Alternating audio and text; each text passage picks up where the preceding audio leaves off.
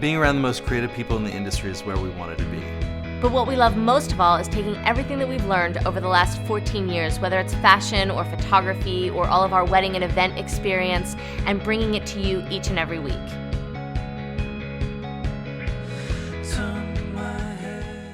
Hi, and welcome to Notes from the Lightbox. I'm Stephanie Boye. Today we are talking about light.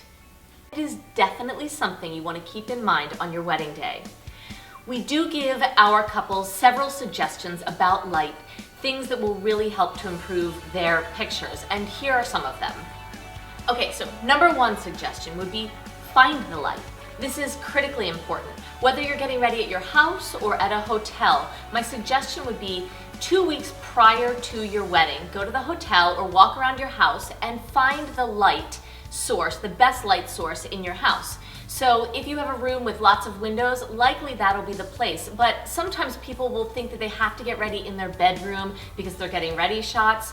That's not necessarily true. If the bedroom is in the back of the house and it doesn't get a lot of light, then you're better off finding the room in your house that has a lot of light and set dressing that for the day. In other words, putting flowers around and keeping that clutter-free, because that's where you'll sort of get ready and the photographer will take the pictures.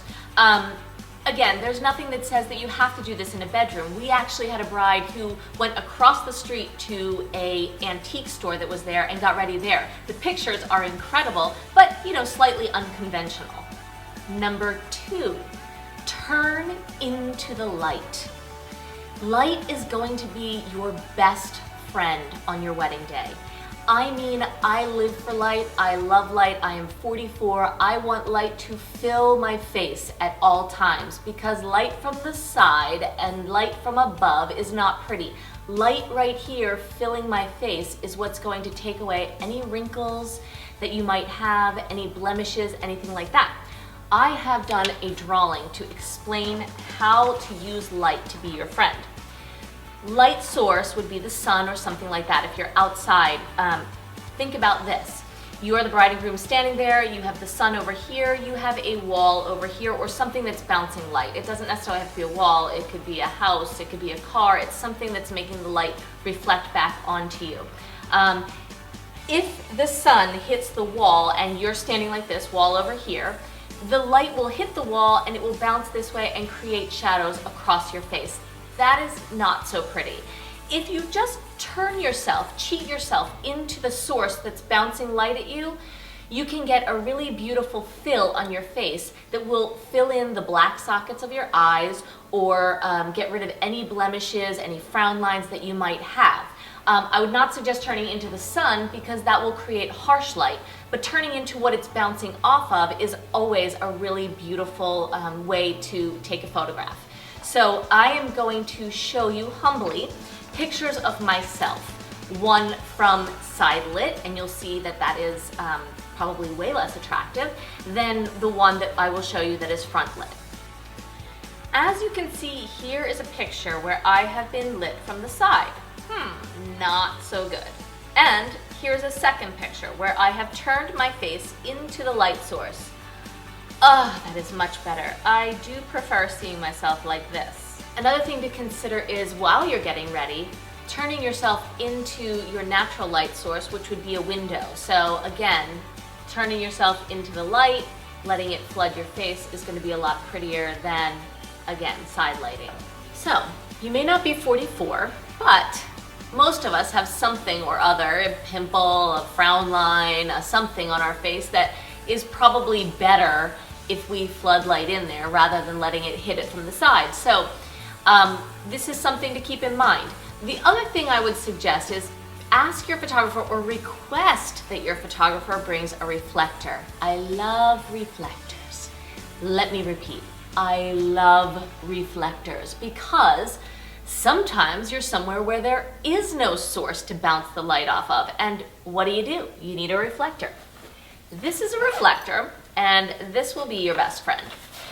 If a photographer has it, it has two sides. White side, silver side, both reflect light back into the subject's face. So a photographer would use it something like this, take a picture, have this, the light's behind you, it's hitting here, now it's bouncing back into your face.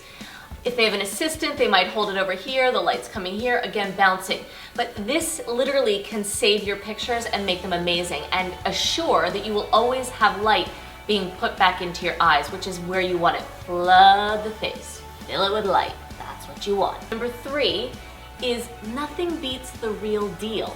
Natural light is amazing and it is the most beautiful in pictures.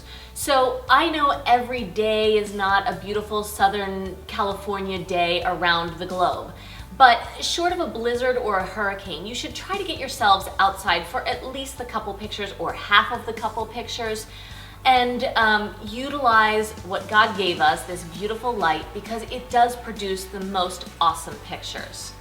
I always tell my brides, be prepared. You be prepared with your wellies and your umbrella and your snow boots or whatever it needs, and we'll take care of the creativity of getting you outside, hopefully under an organic sort of covering that you don't get completely, messed up or anything like that, but we do want to get that beautiful natural light in there. Something you may not know is Hollywood is literally driven by what they call the magic hour or the golden hour. Cinematographers want to use the first hour of daylight and the last hour before sunset because it is absolutely magical what that light does to the subject in the light. So I would say think about that time, whether you want to use that for your ceremony, maybe you want to have sunset in the background, or maybe you want to use that for your couple pictures, which is what I would suggest, but that's just me. But think about that light, that magic hour, and use it to your benefit. I know mom and dad oftentimes want pictures in a more traditional setting like the altar or a fountain or a fireplace. And these aren't really going to be the best pictures because, again, they're indoor light. So maybe you could listen to mom and dad, do a couple pictures there, but then ask them to head outside and do a couple pictures outside if that's at all possible. Because they really will be a lot prettier, and in the end of the day, you can tell them I told you so. Okay, to summarize what we've talked about then. First, find the light. Second, turn into the light. And third, remember the golden hour. If you know the time of sunset on the day of your wedding, you can use it to your advantage. Thank you for watching Notes from the Lightbox. We would love to hear from you. Please join us on our blog at www.notesfromthelightbox.com. You can subscribe and you will get weekly notices when we've posted a new video. But if you have questions or comments, please leave it for us on our Facebook page. Let us know what you want to hear about and we will definitely address it in a Notes from the Lightbox. Thanks for watching.